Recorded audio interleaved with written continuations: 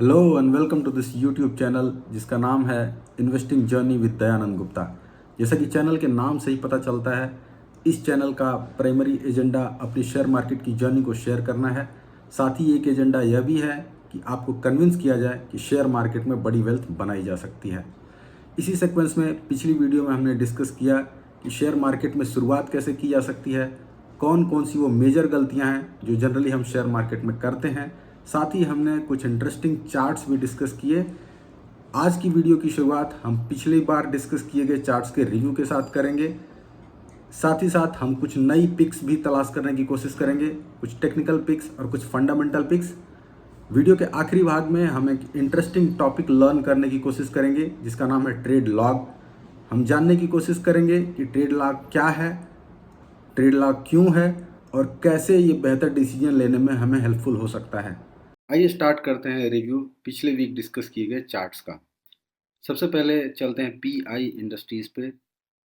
Weekly chart पे हम देख सकते हैं हमारे पास एक ग्रीन कैंडल बनी हुई है, decent volume. So most probably यहाँ पे सारे टेक्निकल्स इंटैक्ट हैं और हम इस ट्रेड को कंटिन्यू कर सकते हैं। अब चलते हैं मोनार्क नेटवर्थ पर। हम देख सकते हैं कि यहाँ पे इन्वर्स हेड एंड शोल्डर का ब्रेकआउट हुआ था लास्ट वीक में, अच्छे वॉल्यूम्स के साथ ब्रेकआउट हुआ था, जिसकी बेसिस पे हमने इस पर्टिकुलर स्टॉक को चुना था। हम देख सकते हैं कि इस वीक में एक डोजी काइंड ऑफ कैंडल बनी है। अच्छी बात यह है कि स्टॉक ने अभी भी कोई निगेटिव मूव नहीं दिया है, अभी भी स्टॉक का मूव पॉजिटिव ही है। ज़्यादा डिटेल्स के लिए हम डेली चार्ट्स पे चल सकते हैं।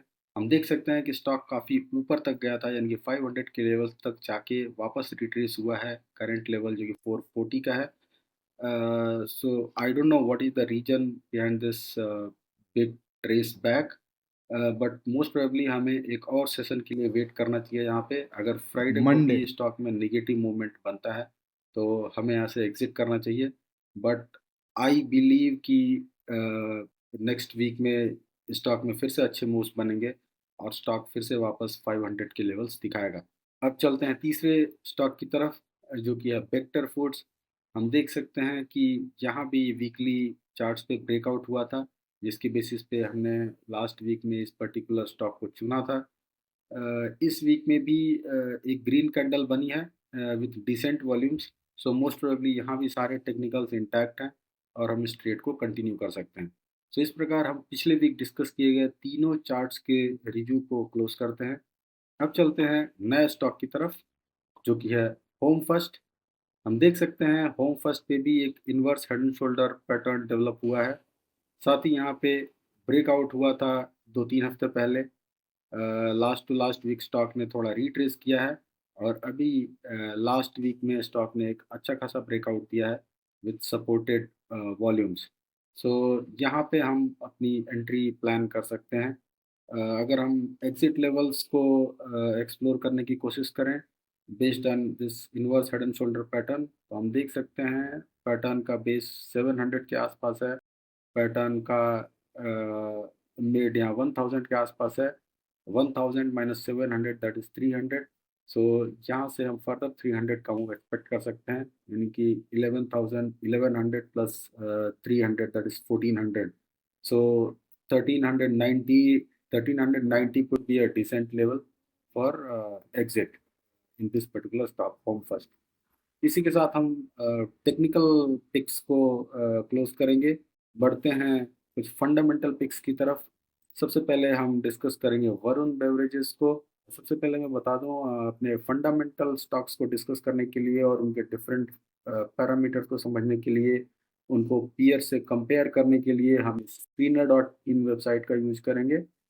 अब चलते हैं वरुण बेवरेजेस के इंट्रोडक्शन की तरफ। वरुण बेवरेजेस, जो लोग नहीं जानते हैं, is a packaging company which works for PepsiCo as such।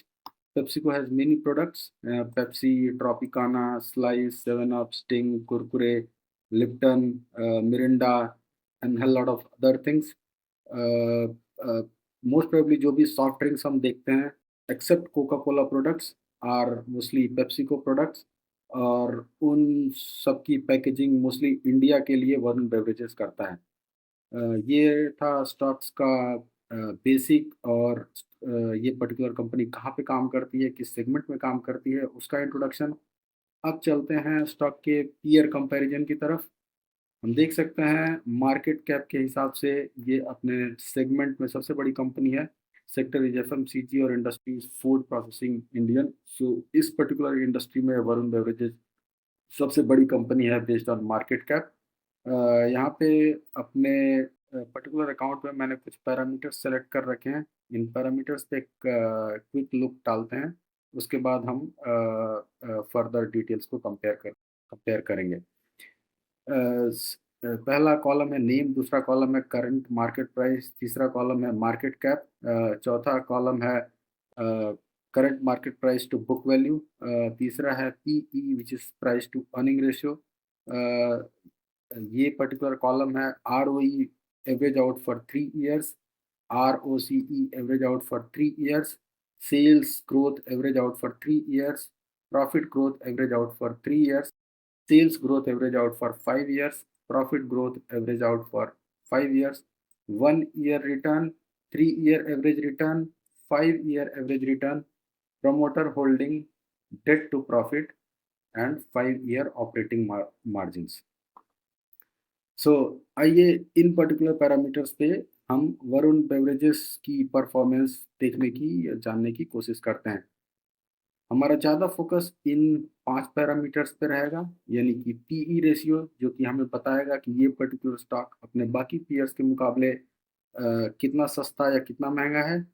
साथ ही ये 4 पैरामीटर्स रिटर्न ऑन इक्विटी जो कि बताएगा कि कंपनी अपने पैसे को, अपनी इक्विटी को कैसे यूज़ कर रही है, कितना अच्छा यूज़ कर रही है और कितना ज़्यादा प्रॉफ़िट बना पा रही है।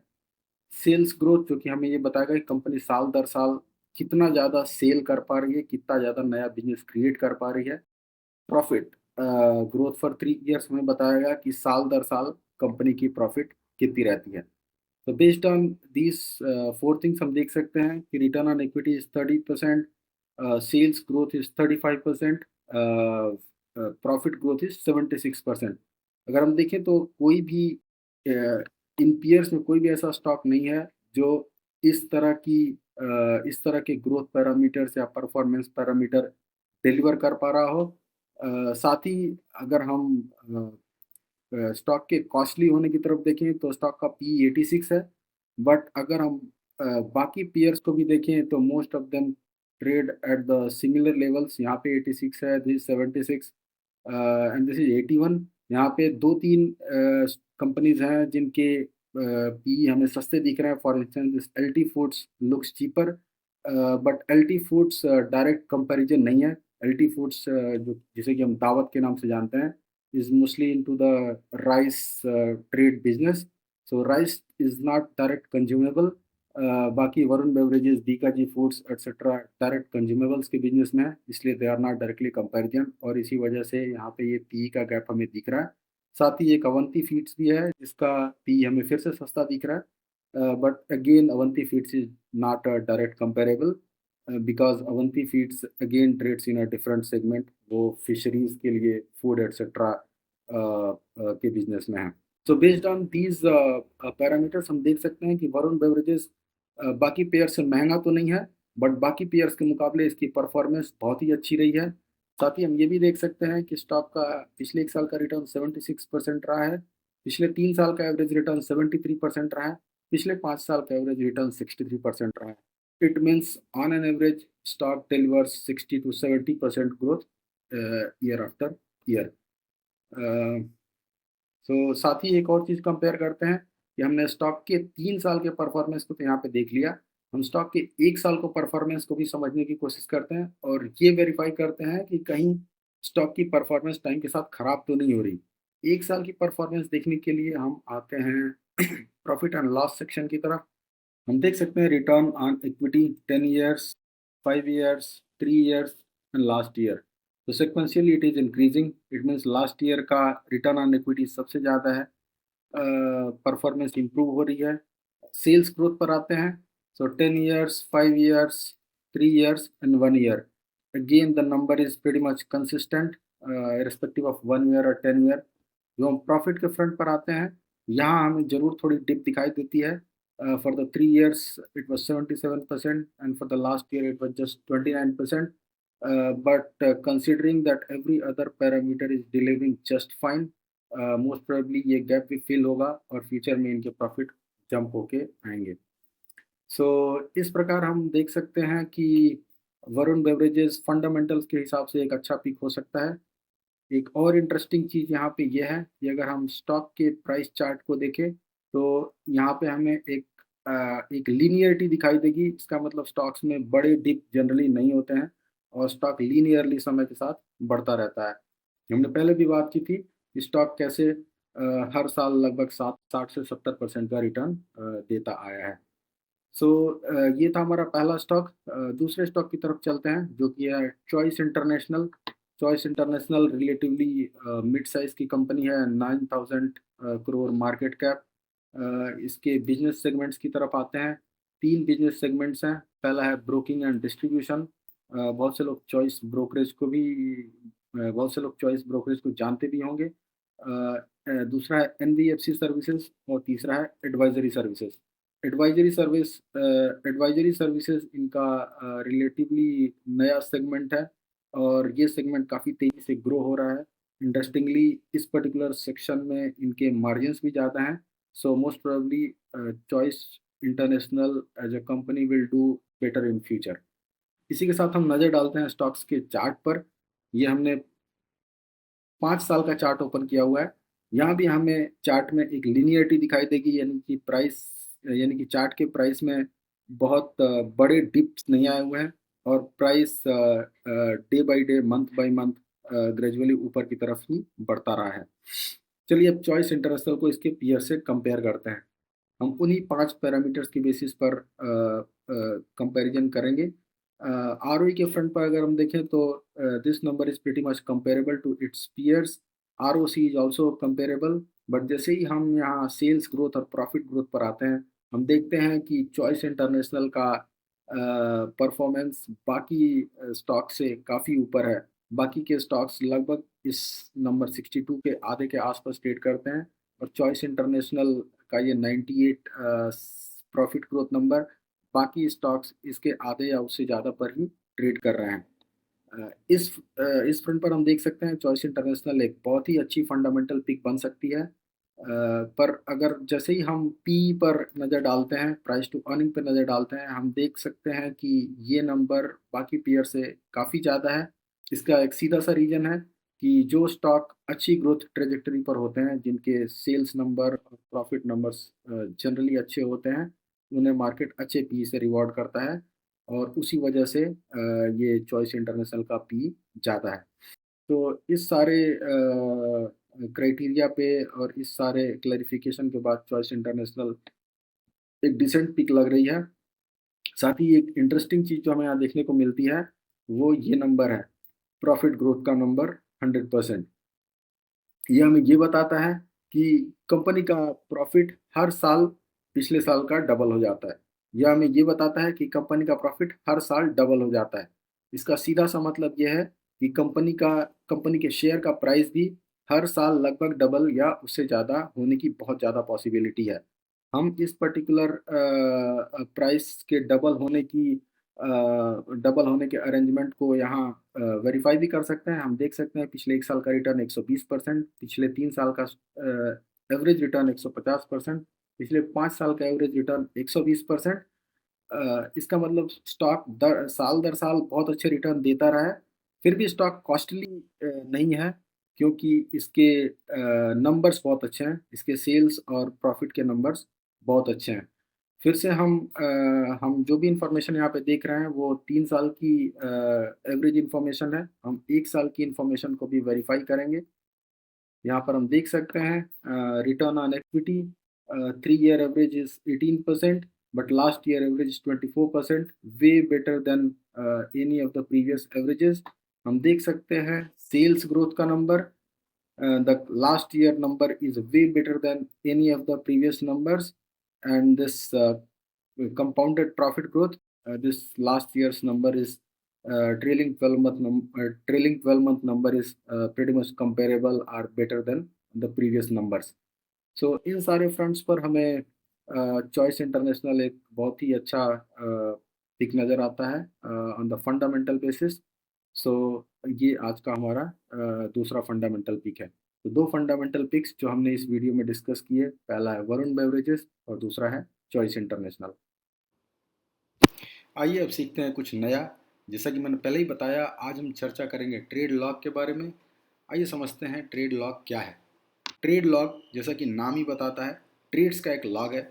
यानी कि हम ट्रेड से रिलेटेड सारी इंपॉर्टेंट इंफॉर्मेशंस कैप्चर करेंगे, जैसे कि हमने कौन सा स्टॉक किस प्राइस पे और किस क्वांटिटी में खरीदा या बेचा। साथ ही वो रीजन भी कैप्चर करेंगे जिसकी वजह से हमने वो पर्टिकुलर ट्रेड लिया। आइए इस सैम्पल ट्रेड लॉग को समझते हैं। हमने यहाँ पे डेट कॉलम बनाया है, यानी कि किस पर्टिकुलर डेट में हमने ये ट्रेड लिया है। हमने बाय या सेल कॉलम बनाया है जिसमें हम कैप्चर करेंगे कि ये पर्टिकुलर ट्रेड बाय टाइप का है या सेल टाइप का है। हमने स्टॉक नेम कैप्चर किया है, हमने क्वांटिटी कैप्चर की है, प्राइस कैप्चर किया है। रीजन फॉर ट्रेड यहाँ हम कैप्चर करेंगे कि एक पर्टिकुलर ट्रेड हम किस वजह से ले रहे हैं। ये वजह कुछ भी हो सकती है। प्राइस सपोर्ट के लेवल पर चल रहा है और हम एंट्री करना चाहते हैं, प्राइस रेसिस्टेंस के लेवल पर है, हम एग्जिट करना चाहते हैं, या जो भी कुछ हो वो सारा हम इस रीजन फॉर ट्रेड कॉलम में कैप्चर करेंगे। साथ ही दो एक्स्ट्रा कॉलम्स भी हैं, कमेंट्स या नोट्स। अगर कोई स्पेसिफिक कमेंट इस ट्रेड के बारे में है जो फ्यूचर के लिए हेल्पफुल हो सकता है, वो पर्टिकुलर इन्फॉर्मेशन हम यहाँ पे कैप्चर करेंगे। ये लास्ट कॉलम है रिट्रोस्पेक्टिव कमेंट्स। जैसा कि नाम ही बताता है, ये हमें रिट्रोस्पेक्ट यानी कि लुक बैक करने के लिए हेल्पफुल है। जब भी हम एक ट्रेड लेते हैं उस टाइम पे हम इमीडिएटली डिसाइड नहीं कर पाते कि ये ट्रेड हमारे लिए अच्छा है, गलत है, सही है, क्या है। तो बेहतर होगा कि हम किसी फ्यूचर डेट में लुक बैक करें, एक हफ्ते बाद, 2 हफ्ते बाद, एक महीने बाद, जब भी मोस्ट सूटेबल सिचुएशन हो हम लुक बैक करें पर्टिकुलर ट्रेड्स पर और देखें कि जो ट्रेड हमने एक हफ्ते पहले या एक महीने पहले लिया है वो ट्रेड हमने सही लिया, गलत लिया। अगर किसी ब्रेकआउट को हमने प्रीएम्प्ट किया हुआ है, वो ब्रेकआउट फेल होता है या पास होता है। अगर कोई सपोर्ट लेवल पे हमने बाई किया तो वो बाई होने के बाद प्राइस स्टॉक ऊपर जाता है या नीचे जाता है।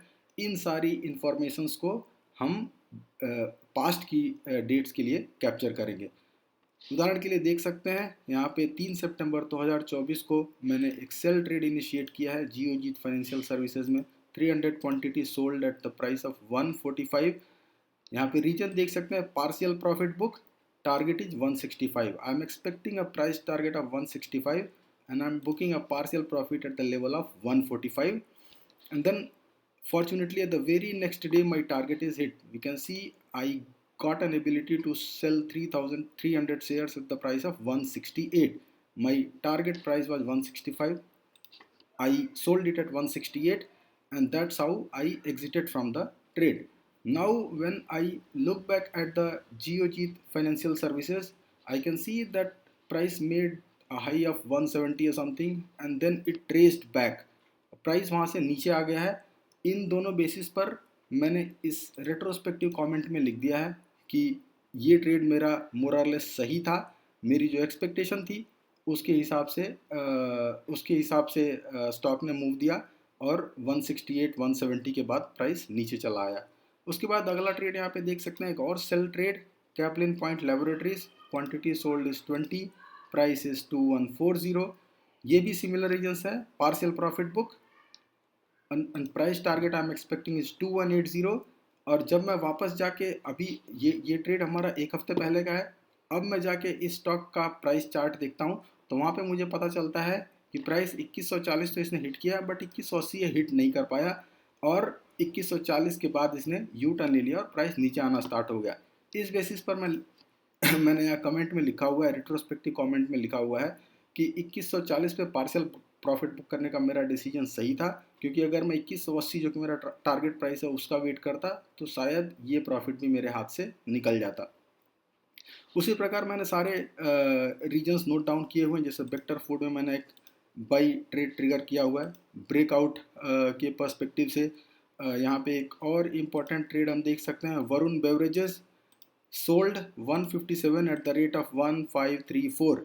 यहाँ पे हम कमेंट में देख सकते हैं रीजन फॉर ट्रेड, जो कि बताता है कि ये ट्रेड मैंने खुद इनिशिएट नहीं किया है, ये सिस्टम ने ट्रिगर कर दिया है। मार्जिन शॉर्टफॉल का इशू था, I was not available in front of system. उसमें कुछ मैसेज वगैरह आया होगा बट मैंने ध्यान नहीं दिया या वो मिस हो गया और उसकी वजह से मार्जिन शॉर्टफॉल के थ्रू ये ट्रेड ट्रिगर हुआ और मुझे यहाँ से एग्ज़िट मिल गई। और फिर आप देख सकते हैं मैंने कमेंट कॉलम में ये भी लिखा हुआ है कि this is not a voluntary trade और मुझे इस पर्टिकुलर पोजीशन को रीगेन करना होगा। I exited at 1534 levels, so I'm expecting to enter at the level of 1500. So इसी प्रकार हम सारी ट्रेड्स को कैप्चर कर सकते हैं, बना सकते हैं। वैसे तो इस ट्रेड लॉग को देख कर ही हम समझ गए होंगे कि इससे हमें क्या फ़ायदा मिलने वाला है, बट आइए फिर भी सिक्वेंशियली समझ लेते हैं कि ऐसे ट्रेड लॉग बनाने से हमें क्या एडवांटेजेस हो सकते हैं। सबसे पहला एडवांटेज है हेल्प्स अवॉइडिंग अनप्लान्ड और अनरीजनेबल ट्रेड्स। इस ट्रेड लॉग को मेंटेन करने की पहली शर्त है कि आपके पास ट्रेड करने के लिए एक रीजन होना चाहिए, और अगर आपके पास एक रीजन नहीं है तो आपको ट्रेड नहीं करना चाहिए। इस प्रकार रीजन ना होने की कंडीशन में आप अनप्लान्ड ट्रेड नहीं कर पाएंगे, और अनप्लान्ड ट्रेड ना करने से आपको बहुत सारे फ़ायदे हो सकते हैं, आप बहुत सारे नुकसान को अवॉइड कर सकते हैं। Advantage number 2, prevents over trading. Generally आपने नोटिस भी किया होगा कि आप अनप्लान्ड और अनरीजनेबल ट्रेड्स करते हैं, उसकी वजह से आपकी ट्रेड्स की संख्या काफ़ी ज़्यादा होती है, आपके लॉसेज बढ़ जाते हैं, आपके ब्रोकरेज चार्जेस बढ़ जाते हैं, सब कुछ एक्स्ट्रा होने लगता है, और इस प्रकार ये ट्रेड लॉग आपके ट्रेड्स को रेस्ट्रिक्ट करता है and thus it prevents over trading. अगला रीजन है verifies our understanding of support or entry levels and resistance or exit levels. जैसा कि हमने डिस्कस किया, जब भी हमें ट्रेड लेंगे हमें रीजन आउट करना होगा कि ये ट्रेड हम क्यों ले रहे हैं, क्या रेसिस्टेंस पे सेल कर रहे हैं, क्या सपोर्ट पे बाई कर रहे हैं, क्या ब्रेकआउट पे बाई कर रहे हैं, या क्या कर रहे हैं। और इवेंचुअली जब भी हम ये ट्रेड लेंगे उसके बाद हमें रेट्रोस्पेक्टिव करना होगा और ये लुक बैक करना होगा कि जो ट्रेड हमने लिया वो ट्रेड वास्तव में सही था या गलत था या क्या हुआ। और इस पर्टिकुलर क्राइटेरिया को कैप्चर करने के हिसाब से हमें ये पता चल जाएगा कि हमारी understanding of entry and exit कितनी मैच्योर है, हमारी अंडरस्टैंडिंग ऑफ सपोर्ट कितना मैच्योर है, अंडरस्टैंडिंग ऑफ रेसिस्टेंस और अंडरस्टैंडिंग ऑफ ब्रेकआउट कितना मैच्योर है, और ओवरऑल हम किस लेवल पे एंट्री और एग्जिट को सही या गलत कर रहे हैं। चौथा है verifies our understanding of breakouts and their success failure ratios. ये पॉइंट भी पिछले पॉइंट की तरह काफ़ी सिमिलर है। यहाँ पे भी हमें पता लगेगा कि अगर हम ब्रेकआउट्स या ब्रेकडाउन के हिसाब से ट्रेड्स ले रहे हैं तो वो डिसीजंस कितने सही या कितने गलत हैं, और अगर वो सही हैं तो सही का प्रोपोर्शन क्या है, गलत हैं तो गलत का प्रोपोर्शन क्या है। लास्ट पॉइंट हमारा है eventually avoids losses due to unreasonable trades and saves lots of trading charges.